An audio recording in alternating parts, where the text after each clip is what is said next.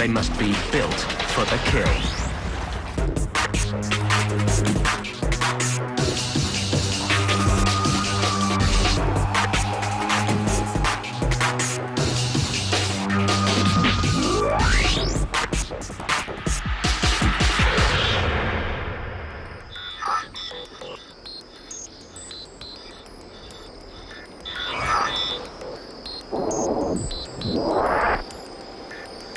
The Amazon, the biggest river in the world.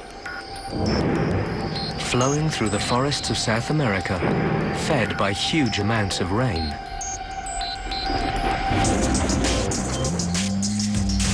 It's the haunt of huge killers. Black Canaan, the largest predator in the Amazon. Anaconda, the world's biggest snake. And along its banks, the largest cat in the Americas, the mighty jaguar, stalks its prey.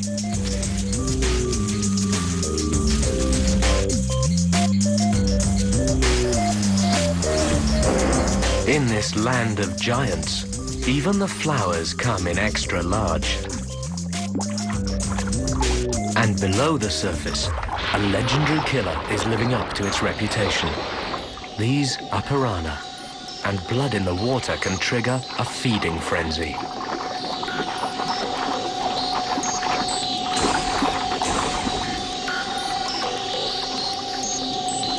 But in this land of killers, something is preying on the predators. Dangers lurking in the murky Amazon waters. But what kind of killer can take on a piranha? This animal might look cute, but it can grow to nearly 2 meters, that's over 6 feet in length. It's a giant otter, known to the locals as the river wolf. Their playful behavior masks the fact that they're super efficient river hunters. These animals really are built for the kill. Their bodies are as streamlined as torpedoes. Their feet are well webbed for swimming, and their tails are long and flat and used like rudders. Their fur is incredibly dense. The outer layers keep the warm underfur dry, even after a long time underwater. They can close their nostrils when they dive. They can also shut their ears. But what makes them such incredible predators? It's thought that their long whiskers are key for detecting the movement of prey. You can tell how important they are. It's murky down there.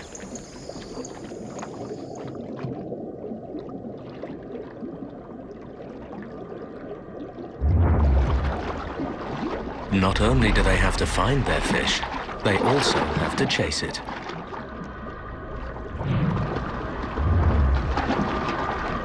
Piranha are fast, so the otters are equipped with fantastically efficient webbed feet.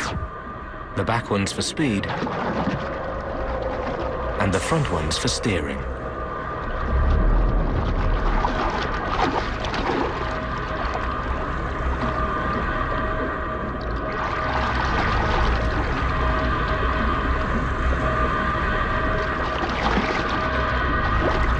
The giant otter's whole body is designed for underwater pursuit.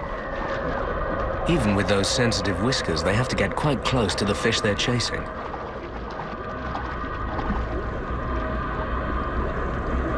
The whiskers pick up vibrations in the water, and their streamlined bodies and steering help them move in on their target. During deep dives, their pulse can drop to a fraction of its normal rate, which conserves oxygen and lets it stay underwater longer, up to 4 minutes at a time.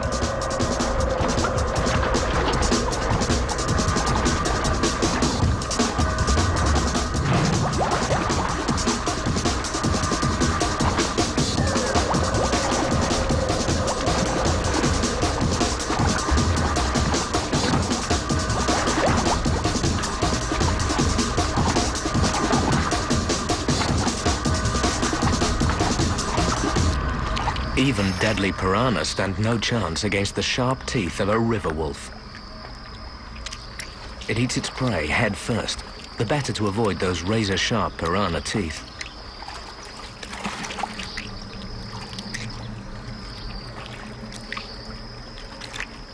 The legendary piranha has become a tasty treat for a river wolf. Still to come on Built for the Kill, a giant North American predator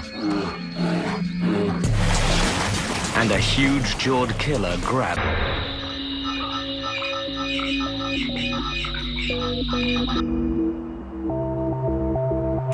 Rivers shape our world and the behavior of the animals that live in and around them. When you look at them from space, the power of rivers is obvious.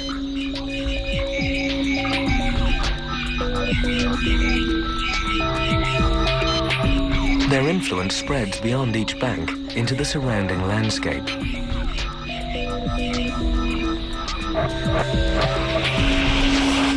Where there are lots of rivers, there are lots of animals.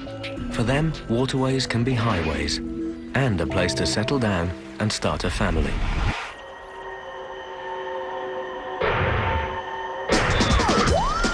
And where there's lots of wildlife, predators won't be far away.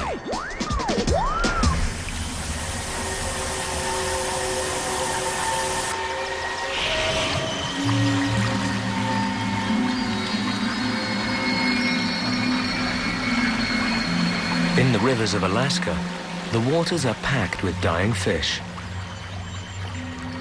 But these salmon aren't victims of pollution or poison. It's all part of their life cycle that sees them returning to the rivers they were born in to lay their eggs and then die.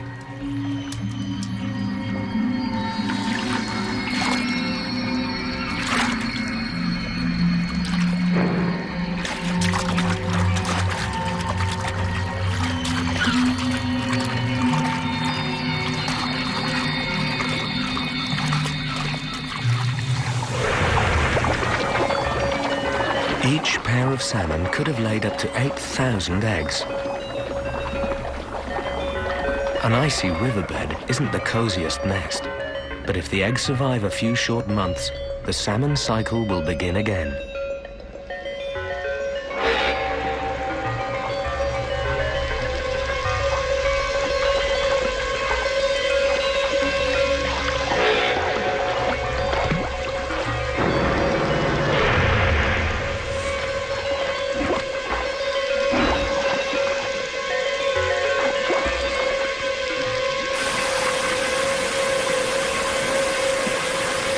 Dippers are built to hunt under fast-moving waters like these rapids. They're also the only aquatic songbirds in the world.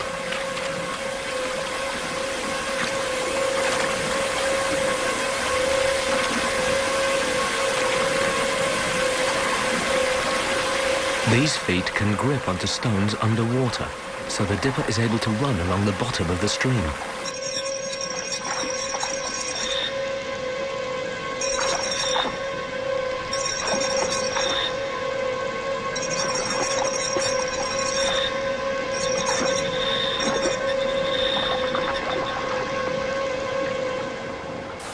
But how can this little bird stay underwater for such a long time? It's the dipper's feathers that hold the secret. Looking after their feathers is as important to them as maintaining diving kit is to a scuba diver. The outer feathers are like a diver's dry suit. They're sleek and water repellent. This stops the dipper from becoming waterlogged, a potential disaster in this cold water. The underlayers are short, soft and downy. They act like thermal underwear to keep the bird warm. But they have to keep the outer feathers waterproof, so they transfer oil from glands at the base of their tail. In dippers, these glands are about 10 times bigger than those of other similar-sized birds.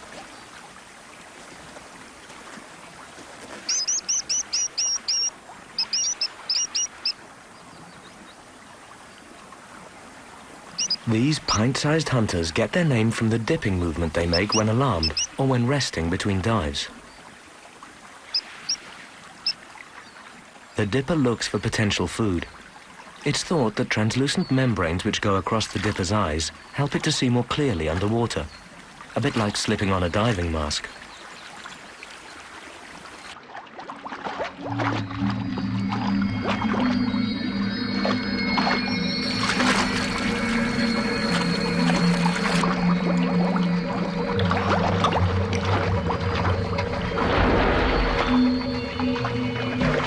They swim underwater with their wings, and special flaps stop water getting up their nasal passages. These dives drain energy, so the dipper's body is built to use it efficiently. They can store more oxygen in their blood than many other birds, and the amount of blood going to non-essential organs decreases when they dive.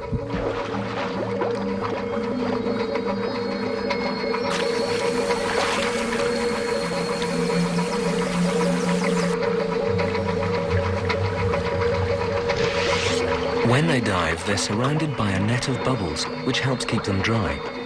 These bubbles might normally rise back to the surface, but hunting in fast-moving streams counteracts this.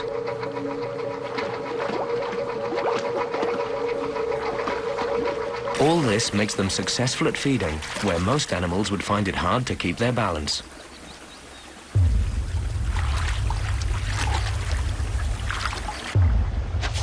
Those fertilized salmon eggs that escape the dipper's sharp beak and other perils will eventually hatch. When they're mature enough, the survivors will head out to the Pacific. There, all kinds of dangers await them. Some killer whales specialize in preying on salmon. But if they survive life at sea, adult salmon head for their birth river. Chemical signals guide them back to the stream where they hatched and where they'll spawn and die.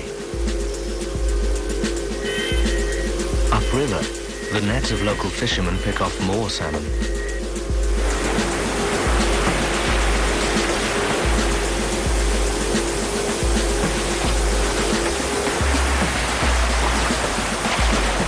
Once they enter the river, they never eat again, so each rapid is a greater challenge.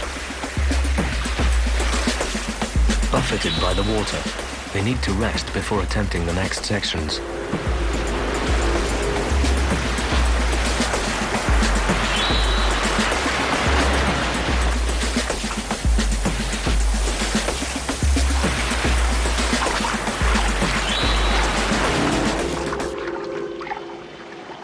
It's not just the local fishermen who know that the salmon are returning.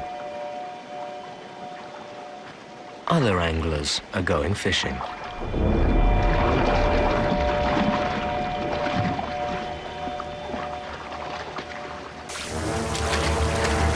And find all the best fishing spots.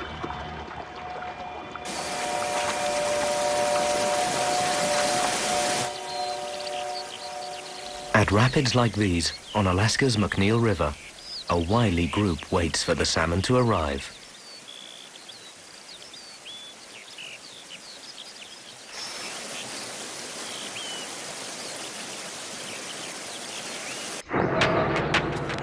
If you believe everything you read, you'd get the impression that bears are a scary mix of big teeth, sharp claws, and serious aggression.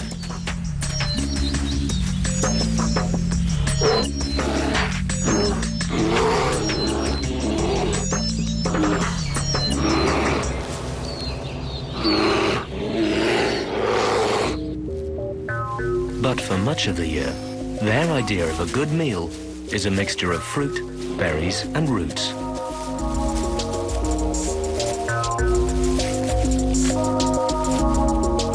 Berries and nuts are a good source of sugar and fat. A bear can get through 200,000 of them in a single day. They're solitary creatures and usually only hang out with other bears when they're young. Bears are opportunistic feeders and will catch large animals when they can, but a big animal takes a lot of energy to catch, so berries are an easier bet.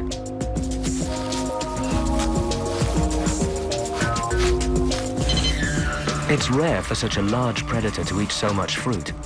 Most other big predatory mammals use their strength, speed, and teeth to catch a bloodier diet.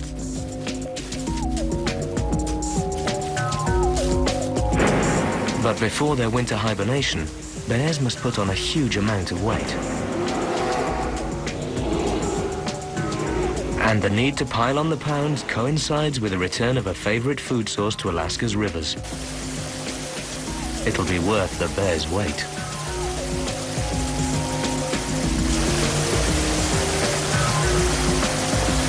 Catching fish is a tricky business because these salmon really are slippery customers. Learning how to be an effective hunter is one of the most important lessons a mother can teach her cubs. Following Mum is a good way to start.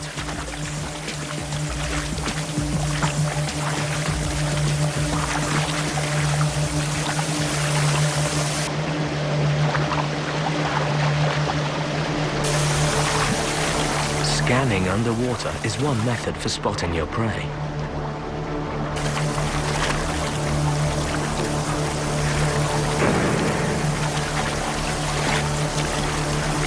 Bears' eyesight is thought to be fairly good, and this technique pays off for some of them.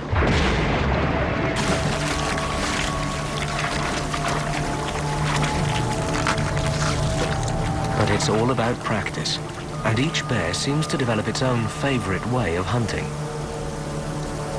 For some, watching from the shore works. Sooner or later, they'll put those enormous claws to use, hooking fish from the water.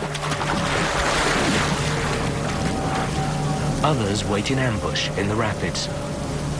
As every fisherman knows, there's always one that gets away.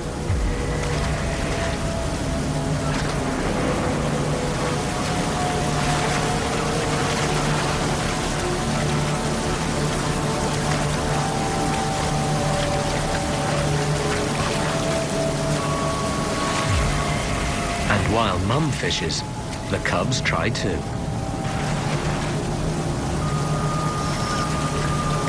Fish are a fantastic source of energy, and at these falls, a bear may catch up to 8 salmon in a single hunting session.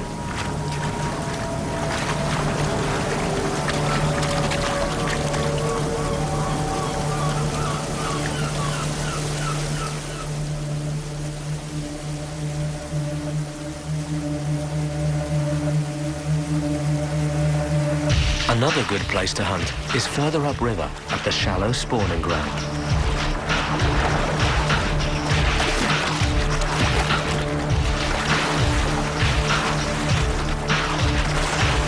Even though the fish are in shallow water, the bears still need the right tactics to catch them.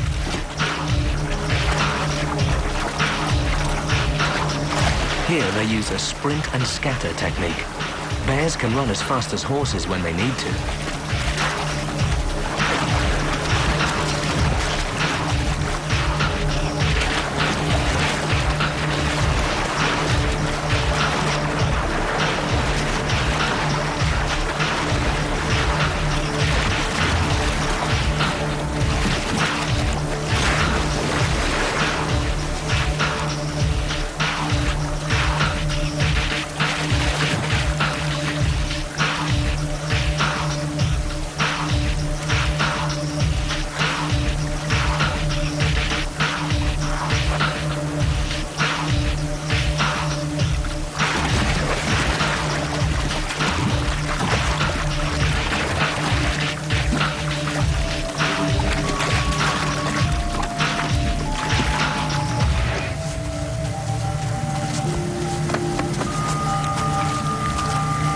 However bears catch their fish, they're surprisingly delicate when choosing the best bits to eat. When there's a lot of prey about, they tend to eat only certain parts. Fish skin is tasty and full of fat.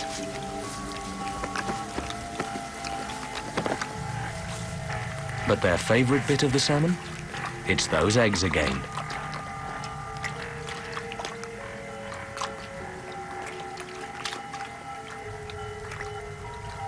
The eggs provide valuable nutrients in far greater abundance than their spring diet of roots and berries.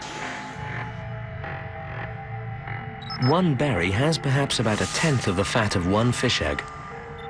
The eggs also supply 25 times as much protein. So it makes sense to lick up as many as possible in preparation for the long winter hibernation. The rich protein and fat provided by the salmon is vital for these bears' survival. If they don't eat enough now, they won't make it through the winter.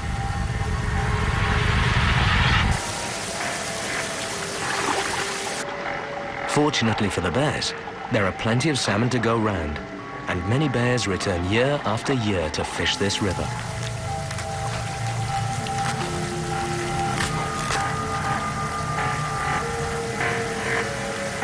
They can pick and choose the best the river offers.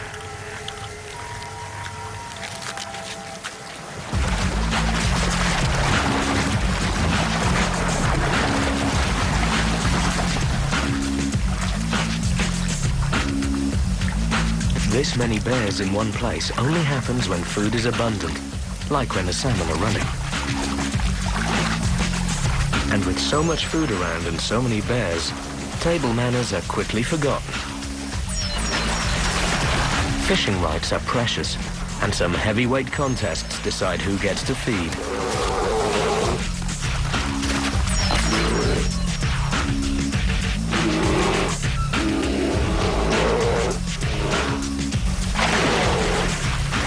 These top predators rely on their omnivorous diet of fish, roots and berries for survival. Their opportunistic hunting strategy combined with keen senses, quick reactions, sharp claws and teeth mean these bears are built for the kill.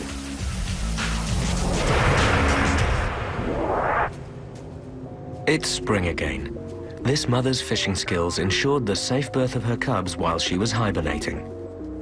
In the coming summer, they'll learn hunting strategies of their own, and the rich feast the salmon provide will help the whole family thrive through the winters ahead. Africa's arid savanna. Rivers are few and far between.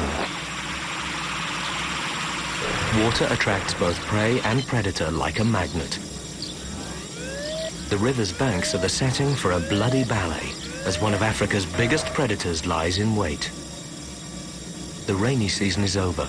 Thousands of wildebeest move off on a great migration to find fresh grazing. The killer is waiting.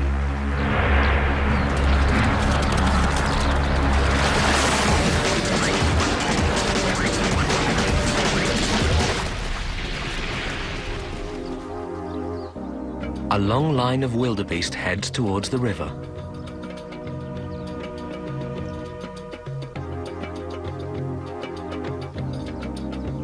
Water is essential, especially on this epic journey.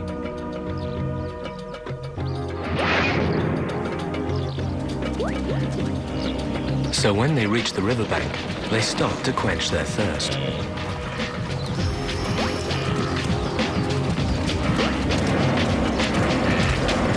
There can be up to 1.5 million of them on the move. They have to drink regularly or they'll die.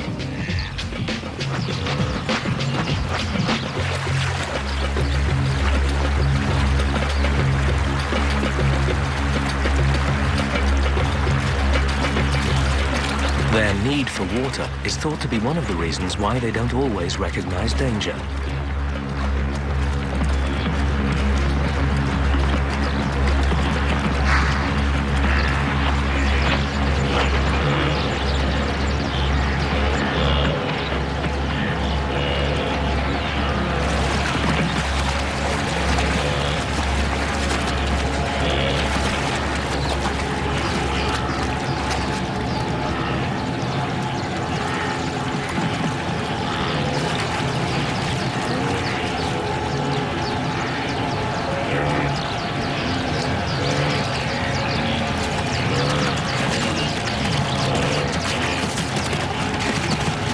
When they do finally spot danger, panic spreads through the herd.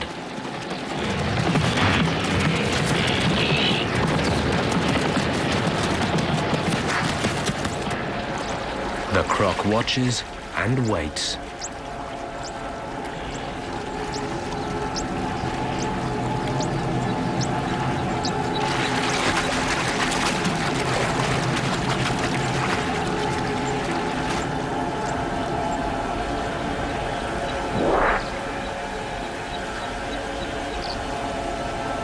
A Nile crocodile averages 5 meters or 16 feet from nose to tail and has a fearsome reputation.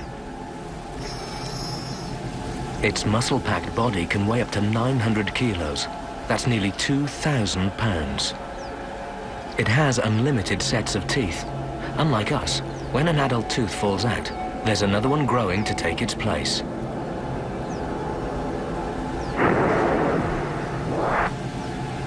These gaping jaws might look ferocious, but it's thought they're regulating their temperature, like a dog panting.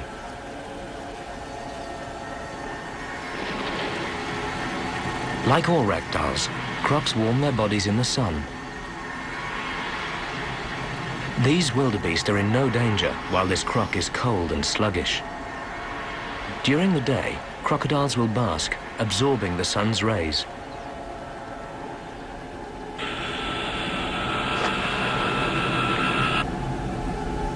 This takes time.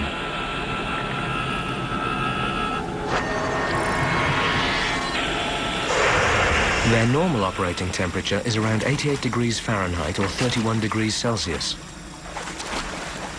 And once they've reached optimum temperature, it's time to go hunting.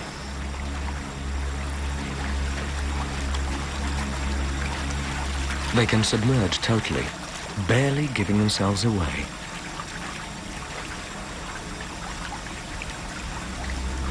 A croc can hunt with only 2% of its body visible.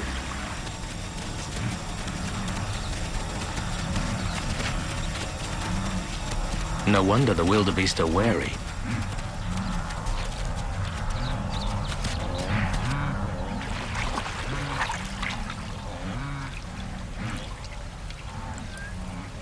In fact, the crocodile's senses can pick up a single wildebeest putting its mouth in the water, or detect individual hoofballs. This means it doesn't even have to see its prey.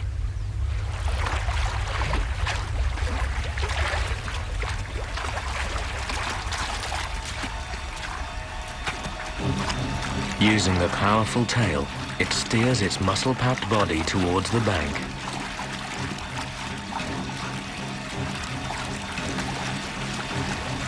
A croc is a low-profile predator.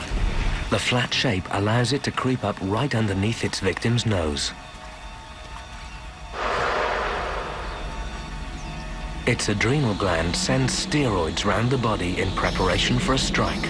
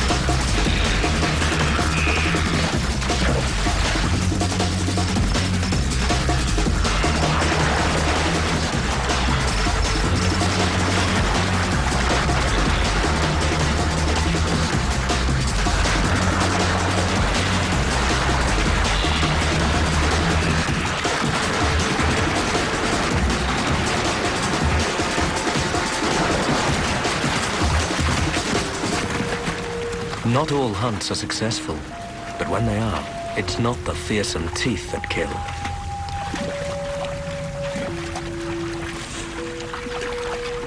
It'll drown its victim in the water the wildebeest was so desperate to reach.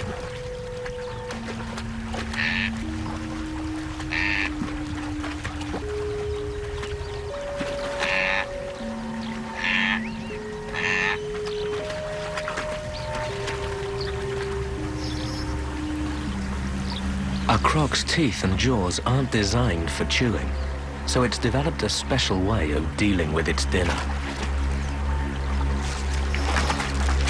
This might look like a tussle over a mouthful, but it's actually the way crocs eat. They dismember their prey. Between them, they twist and tear the flesh of their kill in what's known as the death roll, before swallowing huge chunks whole.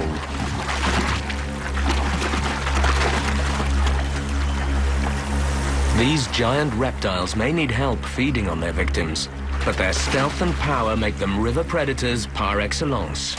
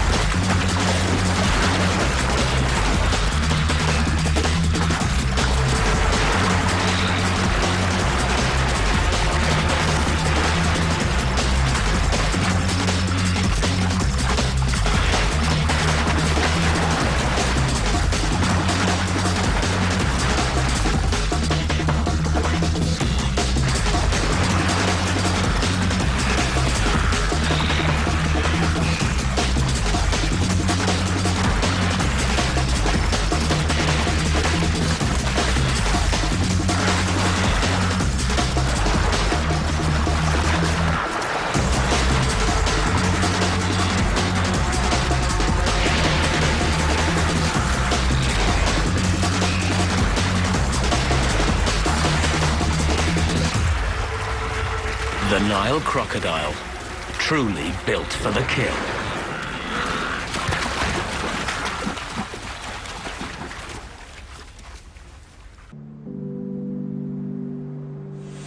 In the rivers of Africa, not all dangers lie below the surface.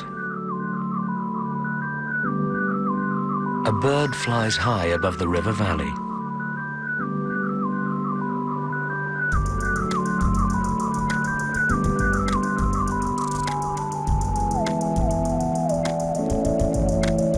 Soaring upwards on the early morning thermals, an airborne predator is preparing for a day's hunting.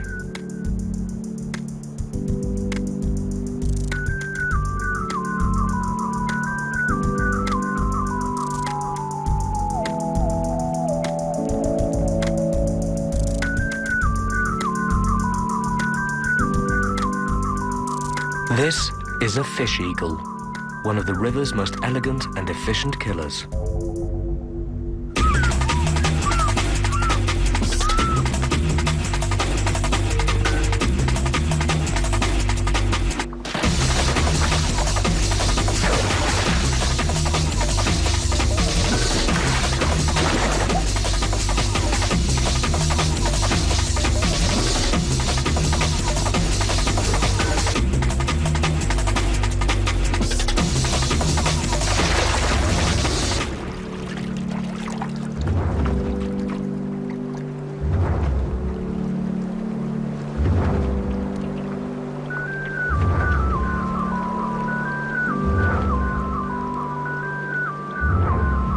There are many types of fish eagle around the world, almost all of which employ similar amazing hunting techniques. They normally hunt from a perch, using their astonishing vision to pinpoint their prey.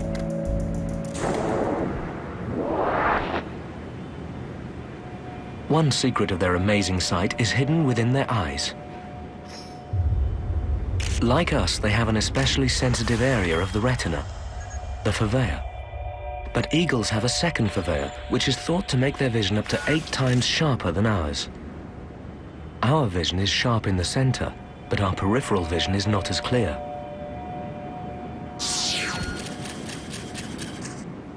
Eagles have a wider angle of sharp vision, so they can see a larger area clearly. Keen eyesight plays a vital role in fish eagles' hunting success.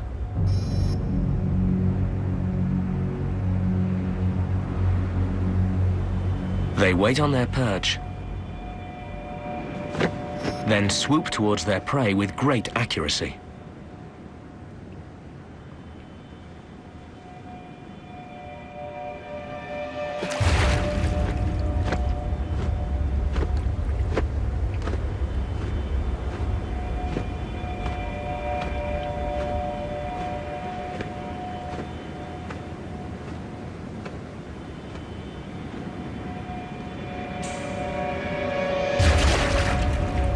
They can catch fish that weigh almost as much as they do.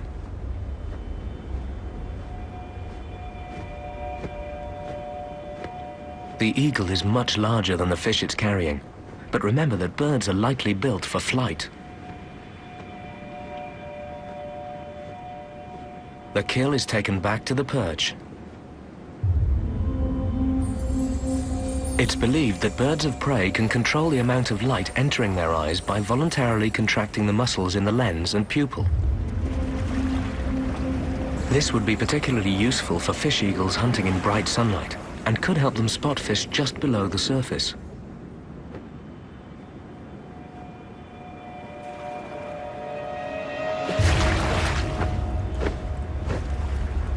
Fish eagles generally hunt in the same small area. Rivers and lakes can provide enough fish, so they don't need to go further afield.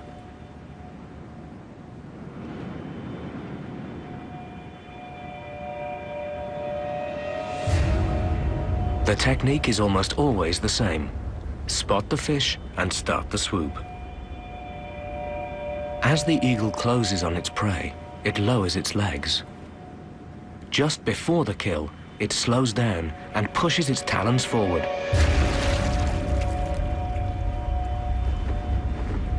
Fish are their normal diet, and they only need to hunt once daily. It can take as little as 15 minutes for one of these highly efficient killers to catch all its food for the day.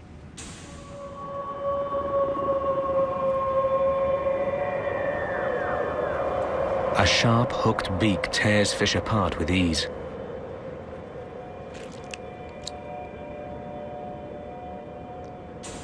Like all raptors, they have very effective feet.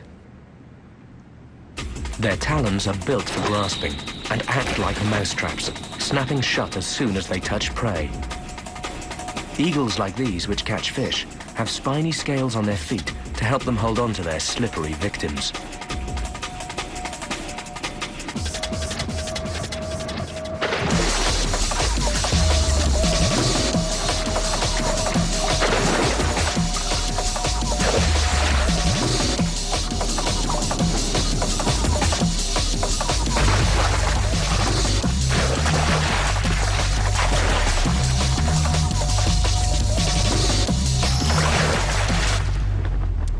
Their swooping dive is a masterclass in elegant flight. First, they go into a controlled glide with wings back. Then, the feathers at the end of the wings spread to check the speed. Tail feathers fan as a brake, the feet shoot forwards, and...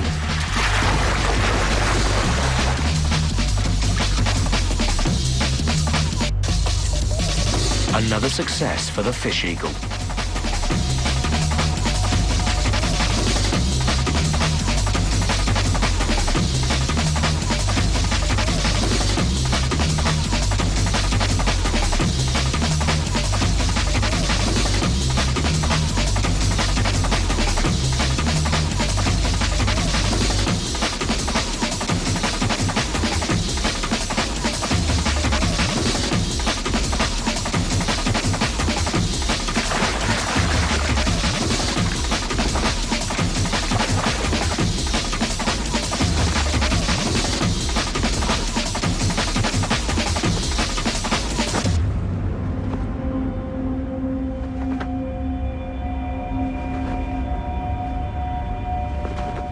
Speed, precision, and elegance make fish eagles the river's ultimate airborne predator.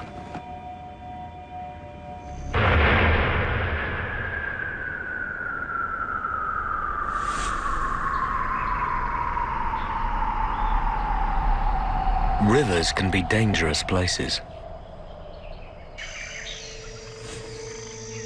There could be danger lurking on the banks,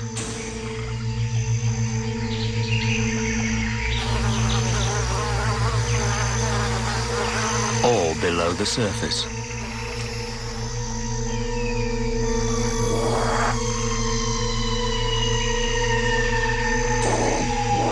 But you'd think that a fly perched up here, with great all-round vision, would be able to spot trouble coming from any direction.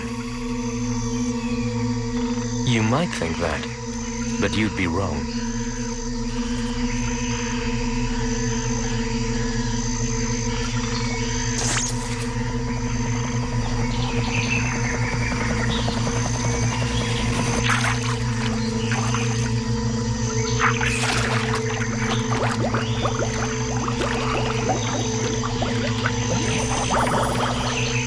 archer fish are nature's sharpshooters. What makes them unusual for a fish is that they hunt for prey above the surface. What makes them unique is how they do it. The archer fish's secret weapons are in their mouths. Pushing the tongue against a special groove in the roof of the mouth forms a tube, like the barrel of a gun, or more accurately, the barrel of a water pistol. When the gill covers are snapped shut, a jet of water is pushed along the tube to the snout. The tip of the tongue acts as a valve, releasing the jet of water in the right direction. And if at first they don't succeed, they try and try again. They can shoot several times before they need to reload. For any marksman, practice makes perfect.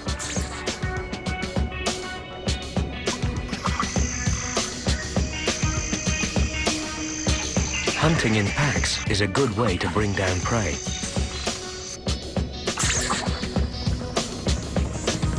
But you have to be fast to grab the spoils.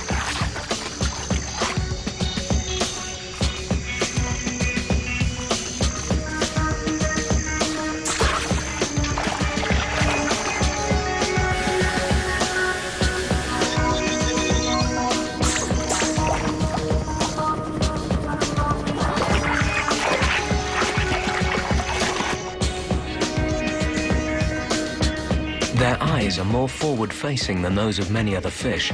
This gives them binocular vision to help them pinpoint their prey. They can also swivel them to keep an eye on the prize.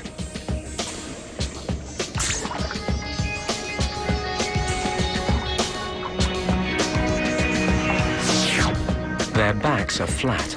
This means they can get closer to the surface. And their fins help them hover in the water.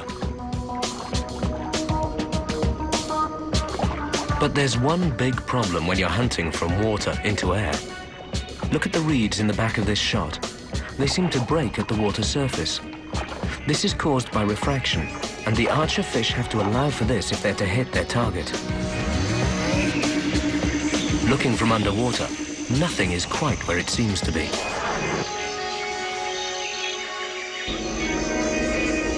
This fish is looking at the fly at an angle and sees it in a different place to its real location. But there's one spot where refraction isn't a problem. The middle fish, directly beneath the fly, will see it in the correct place. The sniper is locked onto its target.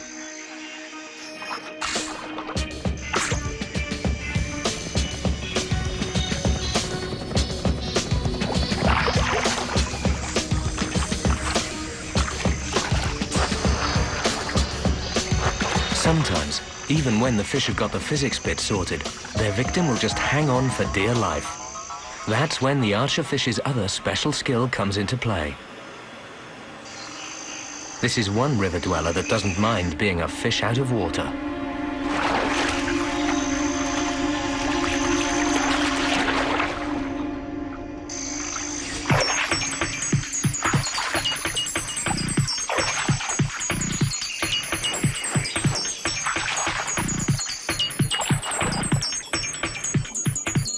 In this river, you don't need to be big to be a top predator. Archer fish may be small, but to a fly, they're deadly.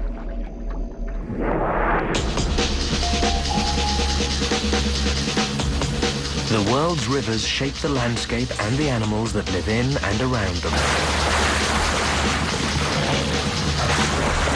They're home to some of the planet's most spectacular predators, all masters of the rules of the game, and every one of them built for the kill.